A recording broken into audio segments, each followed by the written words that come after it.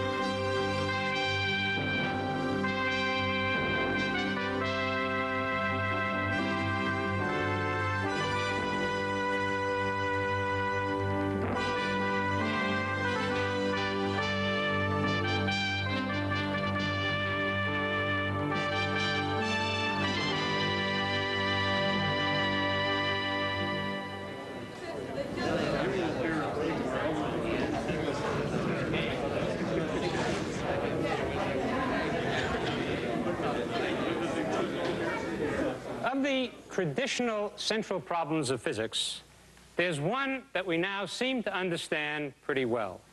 That's the propagation of light through empty space. Maxwell's theory seems to tell us just about everything we need to know about that problem. Light is a wave-like disturbance in the electromagnetic field that propagates at a definite speed.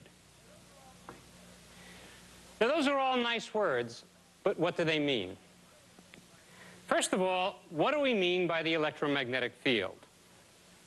Well, it's possible to detect the presence of electric and magnetic field using electric charges. If there's an electric charge in space and it feels a force, then there's an electric field present. If the charge is in motion and it feels a force due to its motion, then there's a magnetic field present. We also know what happens when the electric and magnetic fields are disturbed. A disturbance in an electric field disturbs the magnetic field, which in turn disturbs the electric field again. Energy sloshes back and forth between the two fields, and the whole disturbance propagates along at a speed which is one of the fundamental constants of nature. In principle, that disturbance can be detected in the same way that we detected the field itself, by means of an electric charge. Fortunately, we don't always have to detect disturbances in that way, because we come equipped with built-in detectors of disturbances in the electromagnetic field. They're called eyes. The eye is one of nature's most versatile instruments. One more time. And from the first visionary onward, the human race has tried to broaden visual experience well beyond its collective nose, to extend eyesight into the wonders of the world, large and small, near and distant. Clear? Pretty clear.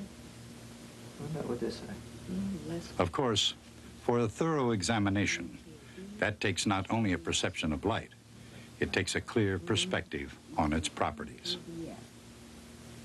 And the properties of light are best seen in the simple fact that light is a wave.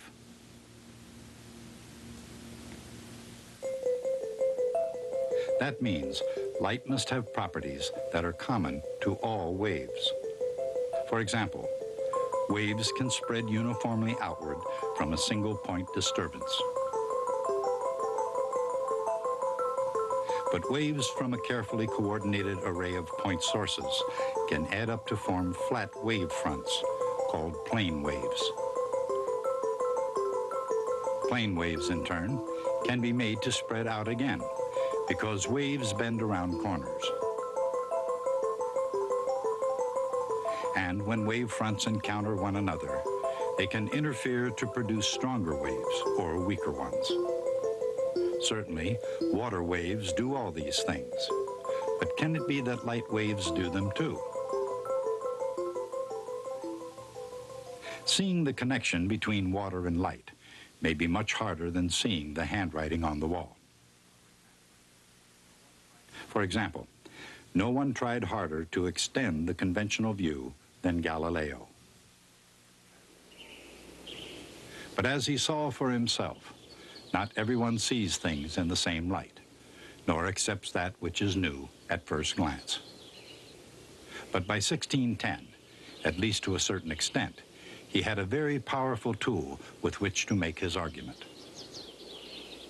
Although contrary to popular opinion, Galileo didn't invent the first practical telescope. He made the most extensive use of it. And at the turn of the 16th century, his simple refracting telescope zoomed astronomy toward the future. As his sketches reveal, Galileo saw Saturn's rings and sunspots, the phases of Venus, the moons of Jupiter, and the craters of the moon. If a man can finally see the large and distant, Galileo must have wondered, why not the very tiny and close at hand? And with a question of that nature, he peered through another invention for which he's given credit. It was the compound microscope. And as his sketch illustrates, with its crude but magnificent power, Galileo was able to see an ordinary Italian bee in extraordinary detail. As he'd done in the science of astronomy, here he had also made an enormous advance in the field of optics.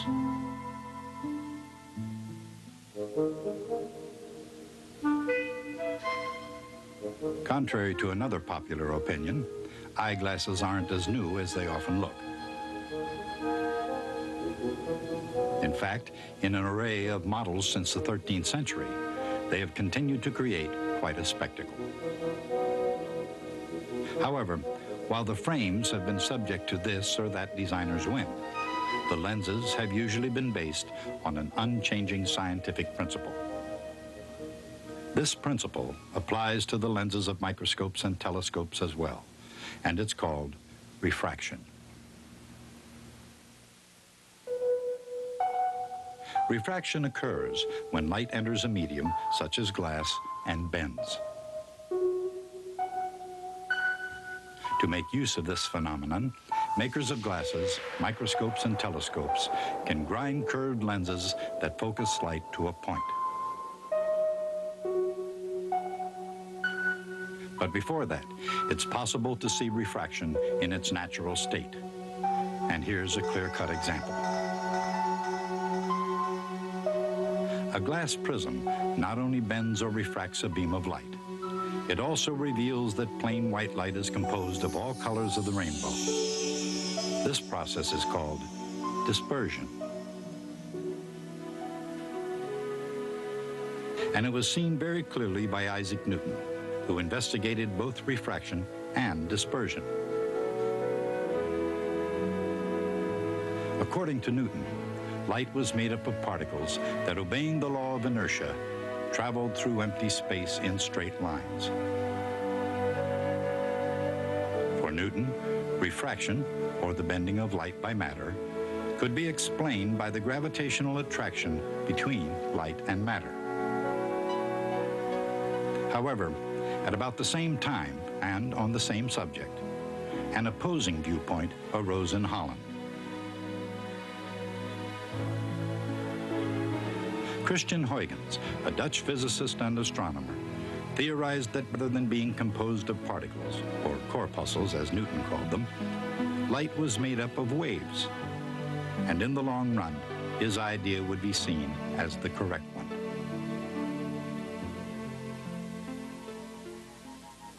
A wave is a disturbance that propagates from one place to another. And no matter whether they're electromagnetic waves, or water waves, or any other kind of waves, all waves have certain properties in common. For example, a wave's frequency times its wavelength equals its speed. But mechanical waves can be longitudinal or transverse.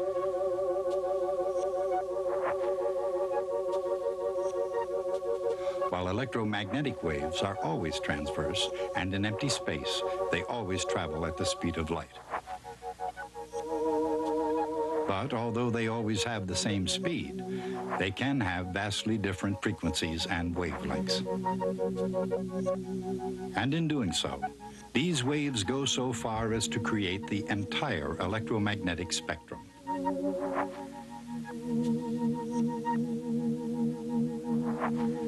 As a matter of fact, only when electromagnetic waves have a wavelength in the narrow range from 4 to 700 nanometers are the waves visible light.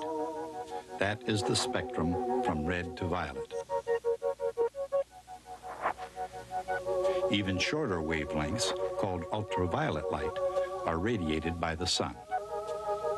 Though these invisible rays are dangerous to living things, they're absorbed and rendered harmless by the ozone in the Earth's atmosphere.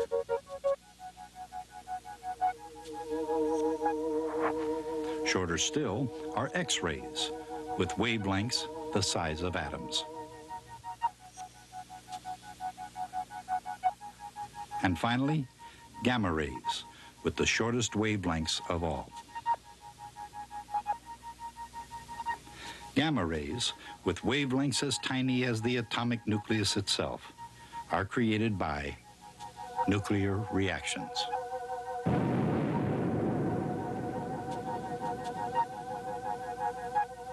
Longer wavelengths, extending to visible light and beyond, can be created or absorbed when atoms change from one energy state to another. Beyond visible light, there's infrared. With wavelength longer than red light, infrared radiation can be detected only by the heat it deposits. The universe is suffused with long wavelength radiation, seen as the cooled remnants of the Big Bang that started it all. That includes not only infrared radiation, but also microwaves. Microwaves are the first part of the spectrum, whose frequency is low enough to be generated by human-made, alternating current, electronic circuits. The universe is likewise full of radio waves. Centimeters, meters, or even kilometers in length, radio waves complete the electromagnetic spectrum.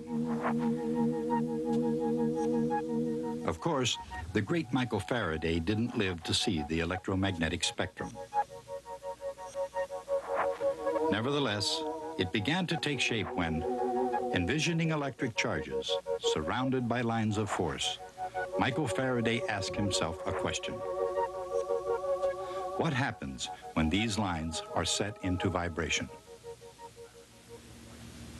Faraday didn't quite see the whole answer, but he wouldn't have been surprised by the picture that emerged.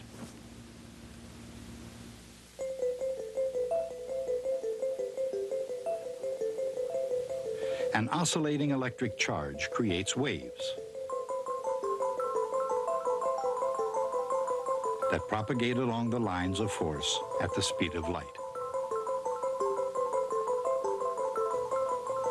These ripples are transverse waves in the electric field, propagating in wave fronts that become flatter and flatter farther from the source, coming more and more to resemble the plane parallel wave fronts that are called plane waves. As the wave fronts pass through each point in space, the electric field vector oscillates up and down, marking the passage of peaks and valleys of the propagating wave. Thus, an oscillating electric charge is indeed the source of outward spreading ripples in the electromagnetic field. It took James Clerk Maxwell's theory to explain the nature of light and to project the image of the electromagnetic spectrum as a whole. But for all his amazing insights, Maxwell wasn't the first to see light as a wave. In the early 1670s, Christian Huygens formulated a principle of light waves, stating that every point on a wavefront is a source of new waves. And in 1801, despite the prominence of Newton's rival corpuscular theory, another Englishman, Thomas Young, proved beyond a shadow of a doubt that light is a wave.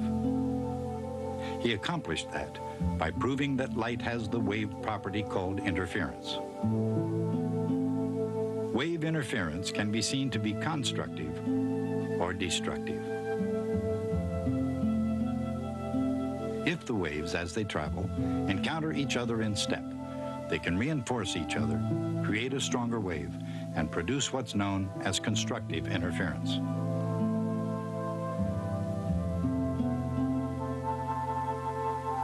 But when they're out of step, waves can cancel each other completely. In other words, destructive interference.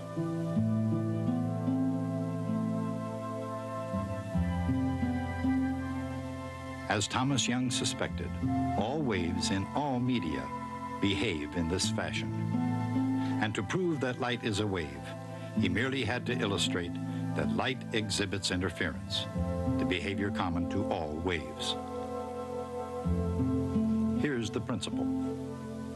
Light from a single source enters two slits, which are side by side and not much farther apart than the wavelength of the light itself. After passing through the slits, the light shows up as a distinctive pattern on the screen. When a single plane wave encounters two slits, each slit becomes the source of spreading wave fronts. And because both new waves originate from the same plane wave, their oscillations are synchronized. The result is a stable pattern of up and down ripples, alternating with directions along which the waves cancel one another.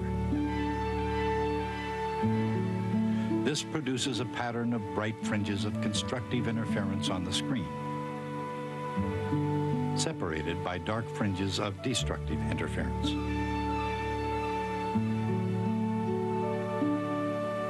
And that was it, a series of alternating fringes to prove that light is a wave.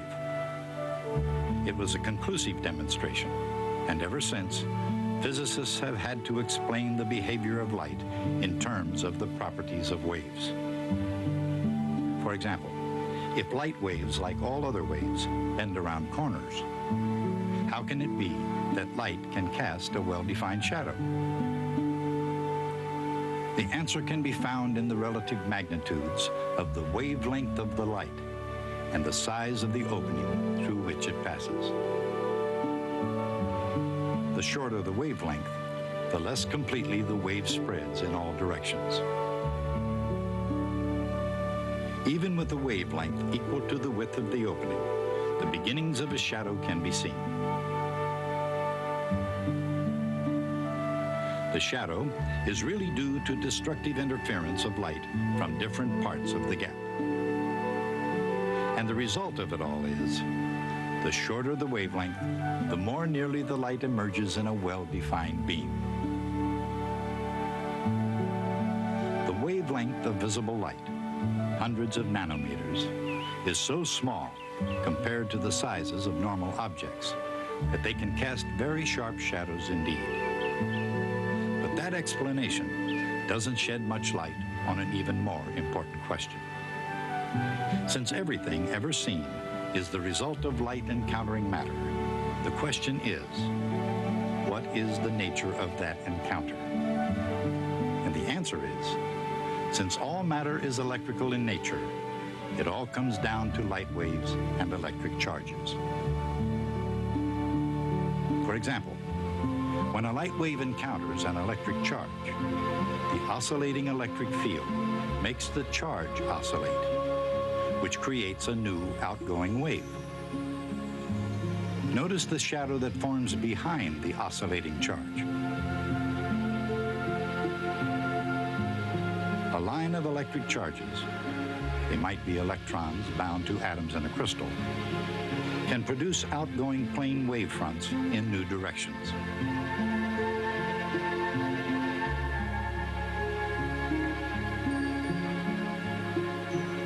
And if the charges are free to move easily, as are electrons inside a metal, The result can be to stop the wave from penetrating at all. Instead, the wave is completely reflected. This is mirror reflection, in which the angle of incidence is equal to the angle of reflection. That's true no matter from what direction the beam arrives.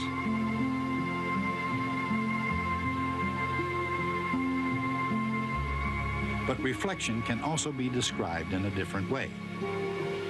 Of all the possible paths from source to mirror to destination, the true path is the one that arrives in the shortest time.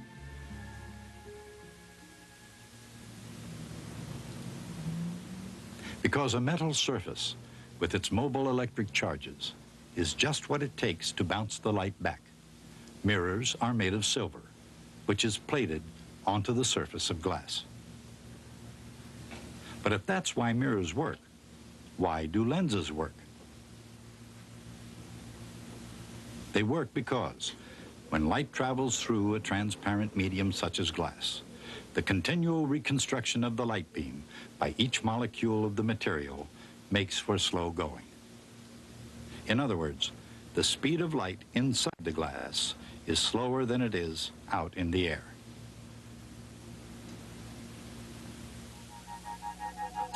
When a light beam, incident at an angle, first encounters a piece of glass, one side is slowed down before the other, forcing the wavefront to change direction. This bending of light, whether in glass, water, or any other transparent material, is called refraction. Light is refracted closer to the direction perpendicular to the interface whenever it enters a medium that slows it down. This occurs no matter what the direction of incidence.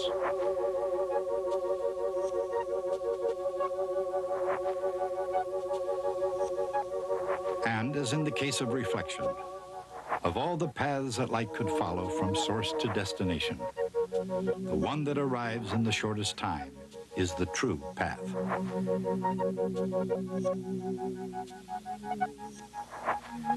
Whether in reflection or in refraction, the principle of shortest time chooses the unique direction along which wavefronts are reconstructed by means of constructive interference.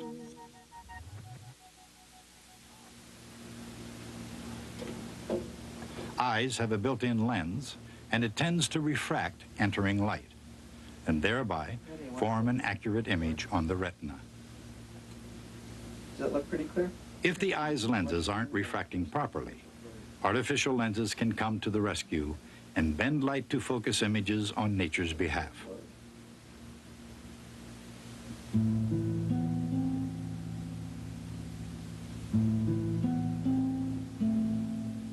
Of course, refraction often entails another kind of distortion, because the refraction of light depends on its color. Light of different colors, initially mixed together in white light, is spread out into a rainbow of colors by this prism. This is the phenomenon of dispersion. It's the reason why, despite all its noteworthy power at the time, Galileo's telescope, a refracting telescope, was actually rather limited. But Isaac Newton realized that a prism and a lens affect light the same way, which meant that the refracting telescope would remain limited. And that's the reason why he invented the reflecting telescope. As it encounters a reflecting telescope, a beam of light reflected from a parabolic surface is reflected to a single point at the focus of the parabola without dispersion, regardless of color. And that's why, ever since Isaac Newton invented it, the reflector telescope has been the handiest tool of the optical astronomer. Of course, light isn't the only wave in the heavens, nor the only kind of wave that encounters a mirror and bounces back. Just as light waves reflect, so do radio waves. That's why the principle behind radar and the telescope are one and the same. The dish of a radar reflector has the same parabolic shape as the mirror in a telescope. So, whether it's the Coast Guard's indispensable radar or the latest design of a 10-meter optical telescope, the object is to detect electromagnetic radiation, following on the same laws and reflecting off similar metal surfaces. No matter the object, from an eye chart at a few meters to an incredibly distant star in the reflecting lens of a modern telescope, light waves continue to reveal the most amazing sights. And to a certain extent, the journey's just begun.